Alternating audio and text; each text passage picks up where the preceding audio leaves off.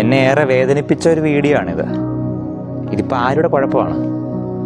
കൂടെയുള്ള ഒരാൾ നിലത്ത് പിടഞ്ഞു വീണപ്പോഴും ആ കുട്ടിയെ മൈൻഡ് ചെയ്യാതെ നൃത്തച്ചുവടുകൾ മുന്നോട്ട് വെച്ച ഈ കുട്ടികളോ? അതോ എ ഗ്രേഡ് മേടിക്കണം എന്ന് പറഞ്ഞ് എന്ത് സംഭവിച്ചാലും പിന്നോട്ട് പോകരുത് എന്ന് പറഞ്ഞ് ഈ കുട്ടികളെ പരിശീലിപ്പിച്ച ഇവരുടെ പരിശീലകരോ? അതോ ഈ കുട്ടികളുടെ മാതാപിതാക്കളോ? അതോ ഇത്രയുമായിട്ടും യാതൊരു അനക്കവും സംഭവിക്കാതെ ഇത് നോക്കി നിന്ന സംഘാടകരോ? അറിയില്ല. Love story A different kind എന്നൊരു പുസ്തകത്തിൽ ഒരു സംഭവം പറയുന്നുണ്ട്. ഇറാഖിലെ അഭയാർത്ഥി ക്യാമ്പ്. അവിടെ ഒരാൾക്ക് അത്യാവശ്യമായിട്ട് രക്തം വേണം. ആരും രക്തം കൊടുക്കാനായിട്ട് തയ്യാറാകുന്നില്ല. ഒടുവിലൊരു കുട്ടി മുന്നോട്ട് വരികയാണ്, ഞാൻ നൽകാം എന്ന് പറഞ്ഞുകൊണ്ട്.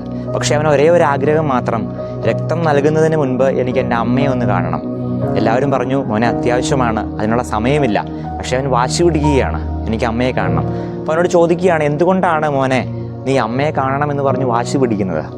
അവൻ പറയുകയാണ്, രക്തം കൊടുത്തു കഴിഞ്ഞാൽ പിന്നെ ഞാൻ മരിക്കത്തില്ലേ, മരിക്കുന്നതിന് മുമ്പായിട്ട് എനിക്ക് എൻ്റെ അമ്മയെ ഒന്ന് കാണണം.